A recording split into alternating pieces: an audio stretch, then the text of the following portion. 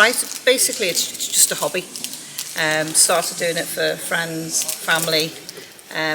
Then I got addicted. So it now takes up all your time. takes up all my time, but time that I enjoy. So And is this your first craft fair? this is my first craft fair, yeah. good. So a bit nervous, but I do plan to do more of them. More, yeah.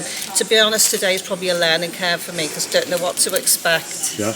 So it's just about seeing how it all works and things like Have that. you got a Facebook page? Yeah, it's just Helen Bratherton, yeah. You just say that slowly. Helen Bratherton. That's on Facebook. On Facebook, you can find me on, yeah. Okay, so we'll have a little look at what you do. Yeah. So these are cards. These are cards, yeah. These are, Open some of them, can you? yeah. The boxes, they open up on the sides. They open up. Ideal for like little bits of advent calendars, things like that.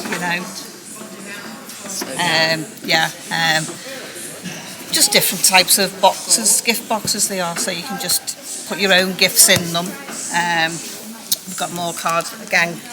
Handbags, just gift bags. They are. And